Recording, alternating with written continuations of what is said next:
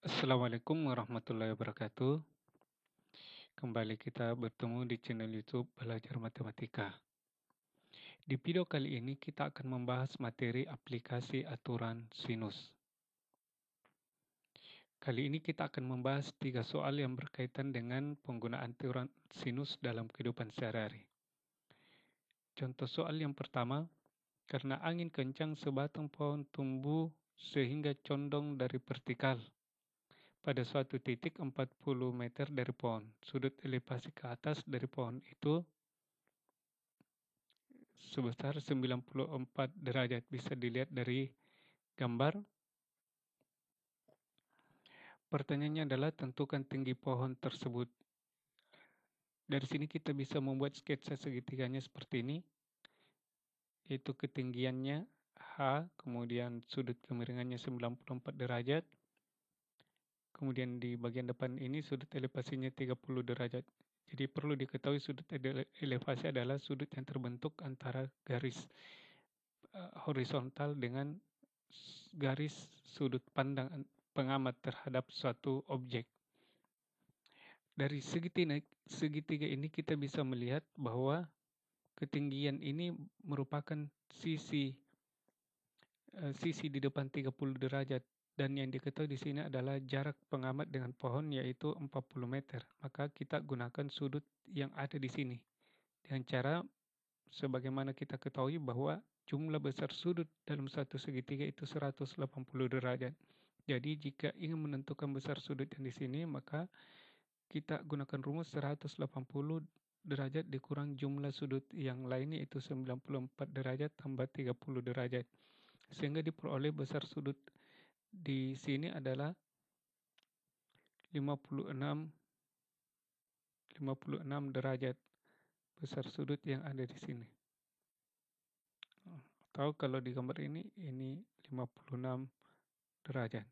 Sehingga kita bisa menggunakan aturan sinus untuk menentukan tinggi pohon tersebut, yaitu panjang sisi dibandingkan dengan sinus sudut di depannya, yaitu H per sin 30 derajat sama dengan 40 per sin 56 derajat. Jadi kita tidak gunakan 94 derajat karena di sini tidak diketahui panjang sisinya. Jadi kita memilih yang diketahui sisi dan sudut di depannya. Selanjutnya kita perkalikan secara silang, ini sin 30 derajat dikali dengan 40. Diperoleh sin 30 derajat itu 1/2 dan sin 56 derajat 0,83. 0,83 ini bisa diperoleh dengan menggunakan kalkulator ilmiah atau aplikasi di HP dengan menentukan sin 56 derajat dengan mengambil dua angka di belakang koma atau dua desimal, yaitu 0,83. 40 kali 1/2 itu 20 per 0,83, hasilnya 24,10. Jadi tinggi pohon tersebut adalah 24,10 meter. Contoh kedua, dalam satu keramaian diterbangkan balon udara, dua pengamat yang berjarak 2 km. Jadi kita misalkan pengamatnya itu adalah A dan B. Misalkan orangnya adalah A dan B, berjarak 2 km, masing-masing dapat melihat balon yang berada di antara kedua pengamat tersebut dengan sudut elevasi 30 derajat dan 45 derajat. Ingat ya, sudut elevasi adalah sudut yang terbentuk antara garis horizontal dengan sudut pandang pengamat ke objek. Pertanyaannya, tentukan ketinggian balok tersebut dengan diketahui sin 105 derajat, yaitu 1/4 akar 2 dikali akar 3 tambah 1. Pertama yang kita lakukan membuat sketsa segitiganya dulu, yaitu di mana A dengan B memiliki jarak 2 km dan balonnya berada di antara A dengan B, di mana sudut elevasi A adalah 30 derajat, sudut elevasi B 45 derajat. Kemudian diketahui jarak A dengan B itu 2 km. Jadi kita gunakan sudut yang di sini karena yang diketahui panjang sisinya. Dalam hal ini jarak antara A dengan B yaitu sudut C. Dengan menggunakan konsep yang sama dengan contoh pertama tadi bahwa 180 derajat dikurang sudut A tambah B untuk menentukan besar sudut C. Itu 180 derajat dikurang 30 derajat tambah 45 derajat, yaitu 180 derajat dikurang 75 sama dengan 105 derajat. Nah, kita bisa memilih antara AC atau BC untuk ditentukan. Nanti setelah diperoleh AC atau BC baru ditentukan T. Misalkan kita mengambilnya adalah AC. AC dengan sudut di depannya itu 45, berarti AC per sin B. Dan kita mengambil AB karena ini yang diketahui panjang sisinya per sin C. Selanjutnya AC per sin besar sudut B 45 derajat dan sudut C 105 derajat. Lakukan perkalian silang yaitu 2 kali sin 45 derajat per sin 105 derajat. Sin 45 derajat merupakan sudut istimewa yaitu 1/2 akar 2 dan sin 105 derajat itu diketahui di soal ini ke sini. Lakukan operasi bilangan. Ini 2 kali 1/2 ini hasilnya 1. Kemudian akar 2 bertemu dengan akar 2 ini juga habis. Jadi tinggal 1/4 dengan 1. Jadi ini bisa dikali ke atas angka 4-nya. Kalikan dengan 1. Sehingga diperoleh 4 per akar 3 tambah 1. Karena ini merupakan bilangan irasional maka dapat dilakukan merasionalkan dengan cara mengalih dengan akar 3 kurang 1 di bagian atas dan bawah.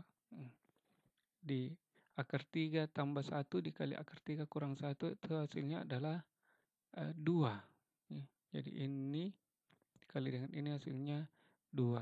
Jadi 4/2 dikali akar 3 kurang 1. 4/2 itu 2. 4/2 itu 2 dikali akar 3 kurang 1. Setelah diperoleh ini AC, maka kita gunakan segitiga yang ada di sini, yaitu segitiga AC dengan yang di sini. Jadi kalau kita mengambil ini sin 30 derajat, yaitu sisi depannya T per hipotenusa atau sisi miringnya, karena di sini tegak lurus atau 90 derajat. Jadi sisi depan per hipotenusa T per AC. Jadi T dapat ditentukan dengan mengalih AC kali sin 30 derajat, di mana AC itu jawabannya ini 2 kali akar 3 kurang 1 dikali 1/2. Ini dengan 2 yang ada di sini hasilnya 1. Sehingga diperoleh nilai T adalah akar 3 kurang 1. T itu menyatakan tinggi balon. Jadi ketinggian balon adalah akar 3 kurang 1 km. Contoh soal yang terakhir. Bukit B terletak sejauh 24 km dari Bukit A pada arah 030 derajat. Ini disebut penulisan ini disebut penulisan jurusan 3 angka. Jadi tiap sudut dituliskan dalam 3 angka. Sedangkan Bukit C terletak pada arah 105 derajat dari Bukit A dan 150 derajat dari Bukit B. Tentukan jarak Bukit C dengan Bukit A. Kita buat gambarnya dulu secara sederhana. Yang perlu diperhatikan di sini dalam menggambar jurusan 3 angka itu patokannya adalah arah utara. Jadi kalau misalkan kita ingin menentukan besar sudut 30 derajat, berarti ukurannya ke sini 30 derajat. Jadi menghitungnya dari arah utara. Sehingga dari soal ini kita peroleh Bukit B terletak sejauh 24 km dari Bukit A pada arah 030 derajat. Untuk perhitungan boleh nolnya ini dihilangkan, boleh juga dituliskan. Maka besar sudutnya ini 30 derajat, tarik ke sini, ke B dengan jaraknya 24 km.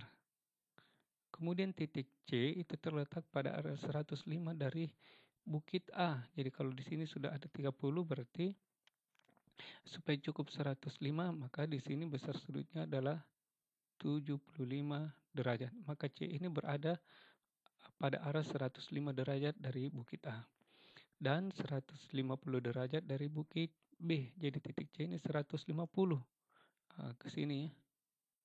Ke sini saja kalau lurus begini ini 90. Berarti tambahnya ke sini adalah 60. Jadi besar sudutnya ini ke sini adalah 150. Kalau besar sudut dari sini sampai ke sini itu 180 derajat karena membentuk garis lurus. Berarti kalau di sini 150, maka di sini besar sudutnya adalah 30 derajat. Dan di sini 30 derajat juga dari mana? Dari sudut ini. Ini disebut dengan sudut berseberangan dalam.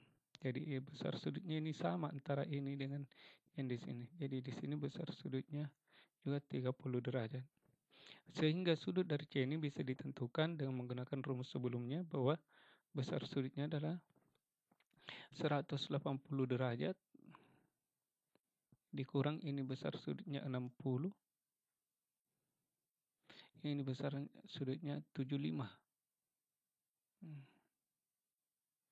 Itu 180 derajat kurang 135 derajat. Itu sama dengan 45 derajat. Jadi besar sudutnya di sini adalah 45 derajat. Yang ingin ditanyakan di sini adalah berapakah jarak antara A dengan C. Maka kita memilih yang diketahui panjang sisinya yaitu 24 km dengan sudut 45. Berarti AC ini berpasangan dengan 60.